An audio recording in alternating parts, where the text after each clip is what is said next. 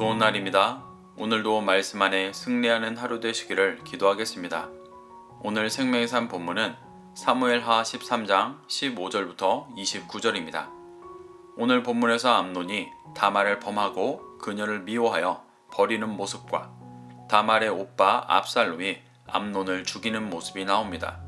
이 구절들을 통해 하나님께서 무엇을 말씀하시는지 한 절 한 절 살펴보도록 하겠습니다. 15절입니다.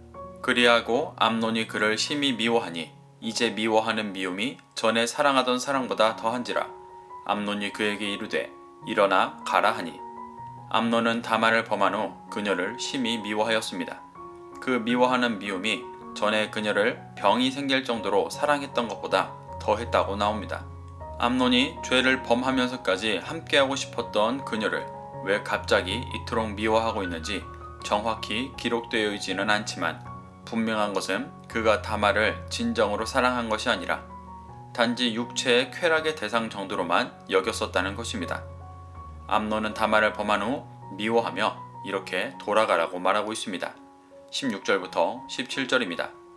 다말이 그에게 이르되 옳지 아니하다. 나를 쫓아보내는 이 큰 악은 아까 내게 행한 그 악보다 더하다 하되 암논이 그를 듣지 아니하고 그가 부리는 종을 불러 이르되 이 계집을 내게서 이제 내보내고 곧 문빗장을 지르라 하니 다말은 범해진 것도 괴롭고 수치스러운 일인데 자신을 쫓아내려 하는 암논에게 이 일이 결코 옳지 않다고 말합니다. 자신을 범한 죄악보다 더 악한 일이라고 말합니다. 그녀를 범하는 죄도 죄였지만 동침한 후 갑자기 미워하며 책임지지 않는 모습은 출애굽기 22장 16절에 기록된 또 다른 죄악을 짓는 것이었습니다. 다말의 모든 말이 율법에 기반하고 말하고 있는 것입니다. 하지만 암논은 그녀의 말을 듣지 않고 오히려 부리는 종을 불러 그녀를 내보내고 문빗장을 지르라고 명합니다. 여기서 다말을 계집이라고 부르는데 그 원어가 조트로 이것을 의미합니다. 여인을 존중하며 부르는 단어가 있었음에도 그녀를 이것이라고 표현한 것은 그가 다말을 얼마나 하찮게 여기고 물건처럼 취급하고 있는지를 보여주는 것입니다. 다윗의 아들들의 죄가 다윗의 죄악으로부터 이어지고 있었지만 이들은 다윗과 결정적인 차이를 보입니다. 다윗은 자신의 죄가 드러날 때 자복하고 회개하였지만 암논은 다말에 의해 자신의 죄가 2번이나 율법을 어기는 일임을 들었음에도 회개하지 않는 모습을 보여주고 있습니다. 18절부터 19절입니다. 암논의 하인이 그를 끌어내고 곧 문빗장을 지르니라. 다말이 채석옷을 입었으니 출가하지 아니한 공주는 이런 옷으로 단장하는 법이라. 다말이 재를 자기의 머리에 덮어쓰고 그의 채색옷을 찢고 손을 머리 위에 얹고 가서 크게 울부짖으니라. 암논의 하인은 주인의 명령대로 다말을 끌어내고 문빗장을 지릅니다.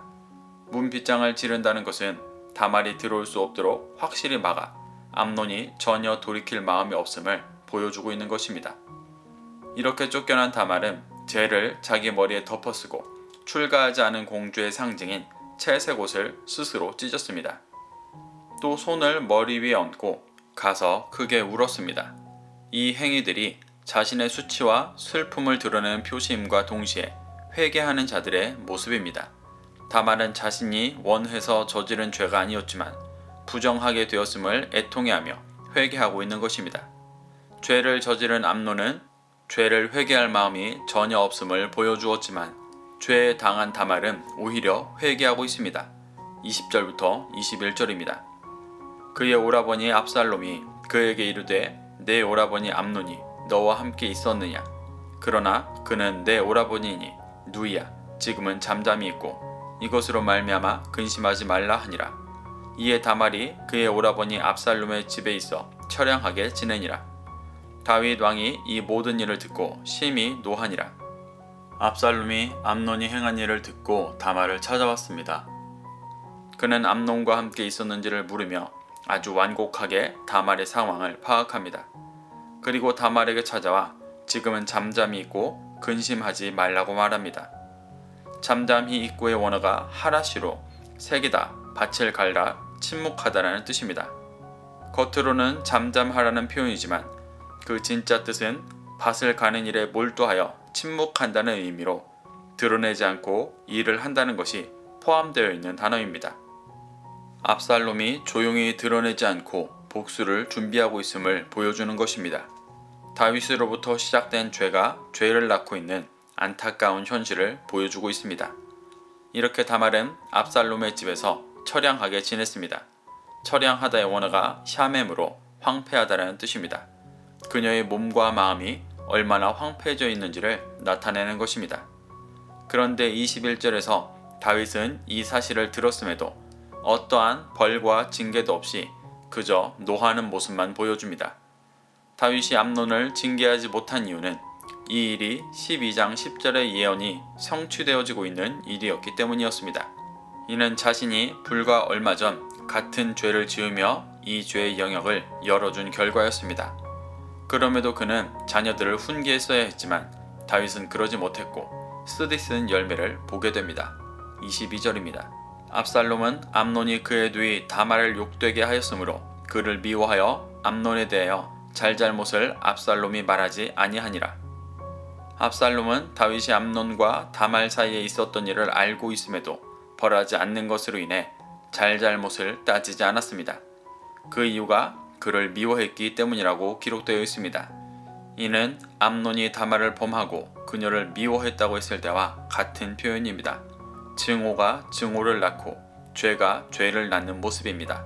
이렇게 압살롬은 조용히 암논에게 직접 복수하기 위해 준비를 했습니다. 23절부터 24절입니다. 만 2년 후에 에브라임 곁 바알 하솔에서 압살롬이 양털을 깎는 일이 있음에 압살롬이 왕의 모든 아들을 청하고 압살롬이 왕께 나아가 말하되 이제 종에게 양털 깎는 일이 있사오니 청하건대 왕은 신하들을 데리고 당신의 종과 함께 가사이다 하니 2년이 지난 후 압살롬이 바알 하솔에서 양털을 깎는 일이 있었습니다. 당시 양털을 깎는다는 것은 농사로 치면 추수를 하는 것과 같이 큰 일이었습니다. 그래서 양털을 깎는 날은 축제의 날로 큰 잔치를 벌여 사람들을 부르고 가난한 자들에게 음식을 대접하고 재물을 나눠주기도 했다고 합니다. 영적으로 열매를 거두는 때였습니다. 그런데 압살롬은 진리의 열매를 거둬야 하는 이때 복수의 열매를 거두려 하고 있습니다. 압살롬은 암논에게 복수를 위해 왕의 아들들을 초청했습니다.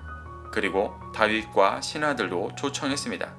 25절부터 왕이 압살롬에게 이르되 아니라 내 아들아 이제 우리가 다 갈 것 없다. 내게 누를 끼칠까 하노라 하니라. 압살롬이 그에게 간청하였으나 그가 가지 아니하고 그에게 복을 비는지라. 압살롬이 이르되 그렇게 하지 아니하시려거든 청하건대 내 형 암논이 우리와 함께 가게 하옵소서. 왕이 그에게 이르되 그가 너와 함께 갈 것이 무엇이냐 하되 압살롬이 간청하매 왕이 암논과 왕의 모든 아들을 그와 함께 그에게 보내니라. 다윗은 압살롬에게 양털 깎는 자리에 가지 않고 복을 빌어줍니다.